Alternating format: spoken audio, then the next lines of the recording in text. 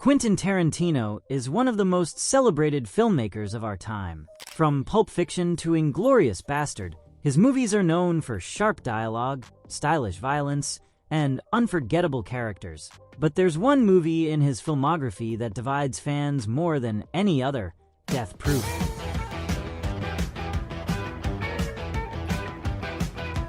Some call it his worst film. Others defend it as a misunderstood gem. Today, we're going to break down everything about Death Proof, from Tarantino's cameo to the good and the bad, and compare it with his other movies to see why this film is considered the most hated Tarantino movie. Death Proof was released in 2007 as part of Grindhouse, a double-feature collaboration with Robert Rodriguez, who made Planet Terror. The idea was to recreate the feel of 1970s exploitation films: low-budget, gritty, violent, and campy. Tarantino directed Death Proof, a slasher-meets-car chase film starring Kurt Russell as stuntman Mike, a serial killer who uses his car as a murder weapon. The movie also featured Rosario Dawson, Zoe Bell, Mary Elizabeth Winstead, and of course, a cameo by Tarantino himself, playing a bartender. The story is split into two halves. In the first, we follow a group of women who cross paths with stuntman Mike, only to be brutally murdered in a horrific car crash. In the second half, we meet another group of women, stunt performers and actresses, who turn the tables on Mike, leading to one of the most intense car chases in modern cinema. That's the basic plot, simple but intentional, reflecting the Grindhouse tradition. Let's start with what Death Proof does well. First and foremost, Kurt Russell. As stuntman Mike, he delivers a chilling yet oddly charismatic performance. He's creepy, unsettling, and completely believable as someone who could exist in that sleazy 1970s Grindhouse world. Another highlight is the stunt work.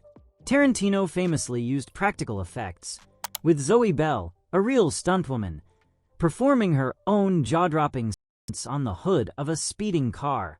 The final chase scene is one of the most thrilling in Tarantino's career, and many fans agree it's the best part of the movie.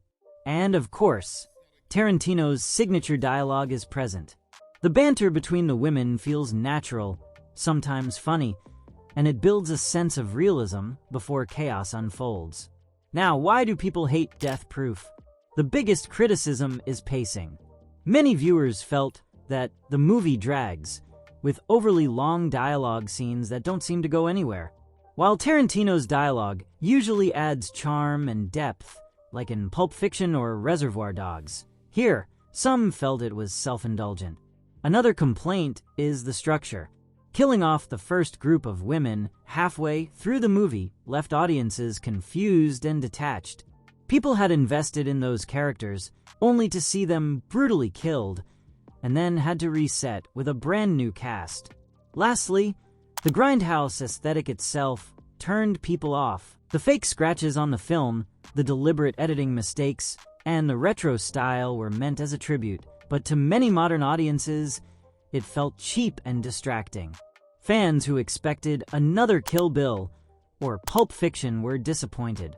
When you compare Death Proof to Tarantino's other work, the flaws become even more noticeable. Take Pulp Fiction. It's packed with memorable characters, sharp dialogue, and a non-linear story that changed cinema. Or Kill Bill, which combines martial arts, revenge, and Tarantino's cinematic love letter to multiple genres. Even Jackie Brown, which is slower and more character-focused, still delivers a layered story with emotional weight. Death Proof, in comparison, feels like a smaller, more experimental project. It doesn't have the epic scope of Inglourious Basterds or Django Unchained. Instead, it's deliberately trashy, but that makes it harder for casual audiences to appreciate. It's also worth noting that Tarantino himself has admitted that Death Proof is his worst film. Not bad, but simply his least successful compared to his others.